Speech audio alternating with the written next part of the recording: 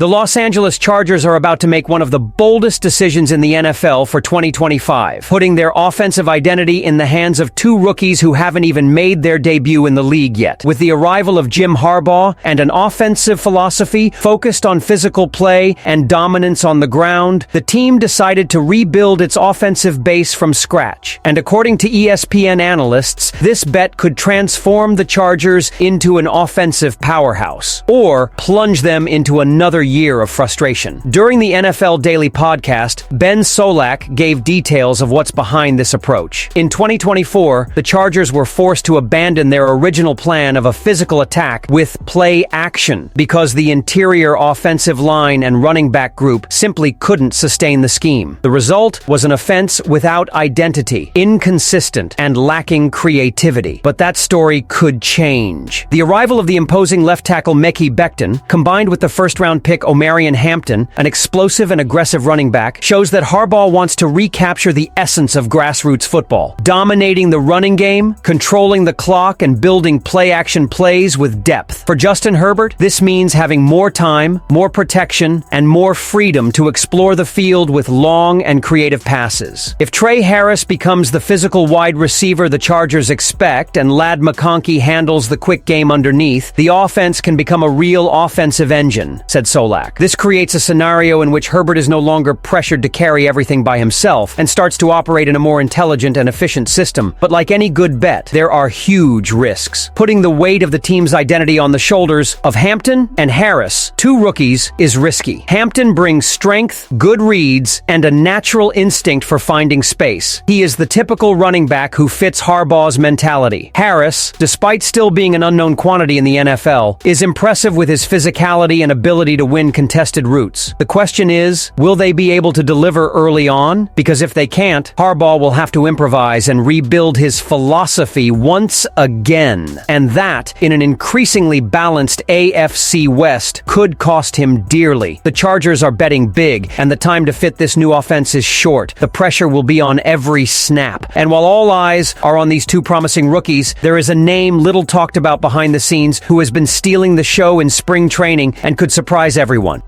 While the spotlight was on first and second round picks like Omarion Hampton and Trey Harris, an unlikely rookie began to earn some buzz and acclaim at Chargers training camp, Oronde Gadsden II. A fifth-round pick out of Syracuse University, the tight end arrived as a low-key prospect without much fanfare. But it took just a few OTAs for him to go from being a prospect to a hidden gem. According to The Athletic's Daniel Popper, Gadsden was the only rookie who made him break his personal rule of not considering rookies as preseason standouts. The reason? His dominant performance in practice, winning coverages at every level, whether on short, medium, or deep routes. Popper put it bluntly. He looks like a real playmaker for Justin Herbert's passing game. And that's not an isolated opinion. Offensive coordinator Greg Roman, known for his clinical eye for tight ends, was also excited. I really think he's going to rise quickly. And there are concrete reasons for this optimism. Gadsden is big, has great reach, runs routes intelligently, and, above all, has reliable hands, an indispensable quality for a tight end who excels on third downs. In addition, his versatility allows him to line up in multiple positions on the field, functioning as a hybrid between a slot receiver and a traditional tight end. In an offensive system designed by Harbaugh, which values pre-snap movements and multiple formations, this is gold. It's worth remembering that the direct competition at the position isn't that inspiring. Will Dissly hasn't performed as expected in recent years,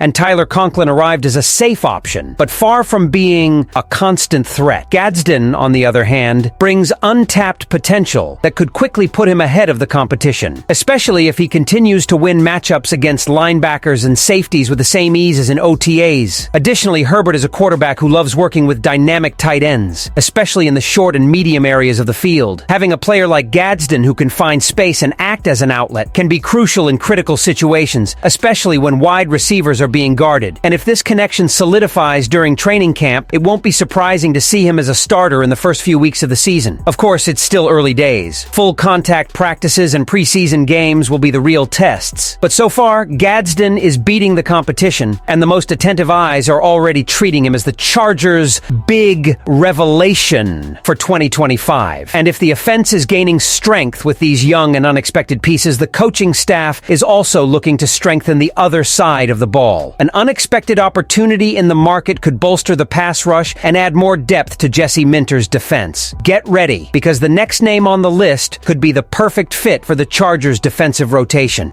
Defensive puzzle. The Chargers front office is already keeping an eye on the market, and one name in particular stands out as a big opportunity with the potential for immediate impact. Ogbo Okoronkwo, an edge rusher who has played for the Rams, Texans, and Browns, was recently released by Cleveland, opening up speculation about his next destination. His 3-year, $19 million contract ended before the final year, making him a highly affordable free agent, and perhaps an ideal fit for a Chargers defensive sector that still needs more depth and explosiveness. Okoronkwo isn't a hot name like Khalil Mack, but he has a trait that few master: efficiency on third downs, especially in the pass rush. With 17 career sacks, including 5 in the 2023 season alone, Ogbo has established himself as a defender who knows how to use speed, flexibility, and technique to generate pressure in key situations. He doesn't rely on brute strength, but rather on explosiveness, reading, and very efficient use of his hands, which fits perfectly with the new 3-4 defensive system that coordinator Jesse Minter is building. Within this scheme, he doesn't need to be an absolute starter. The ideal would be to use him as a rotational piece, behind Tuli Tuipulotu, allowing the young talent to remain more rested and focused on decisive plays. This, in itself, would already raise the level of production of the defensive line. And when we look at the current bench, formed by names like Kyle Kennard, Caleb Murphy, and Kylan Guidry, all of whom have yet to prove themselves in the NFL, the arrival of a player like Okoronkwo seems almost mandatory. In addition, he has already shown that he can produce even with limited snaps. His impact on the Texans and Browns came precisely in these situations, getting into specific downs and being disruptive enough to break the rhythm of the opposing offense. This makes him a low-cost, low-risk, high-value addition, exactly the kind of player smart teams are looking for this offseason. Another plus, Ogbo's style of play fits the aggressive, mobile philosophy that Harbaugh and Minter want to instill in the Chargers defense. It's not just about bringing another body to the roster, but also adding a player with experience, hunger, and a history of productivity in multiple defensive systems. Given the current situation of the franchise, which is betting heavily on offensive restructuring with rookie players, adding a ready and experienced defender like Ogbo could be the necessary balance between youth and stability, and all this without compromising the salary cap or hindering the development of young players. And you, Bolts fans, what do you think of this signing? Leave your comment here, and don't forget to subscribe to our channel. If the Chargers want to compete at a high level in the AFC West, they will need depth in the trenches. And in this scenario, Okoronkwo could be exactly the piece that was missing.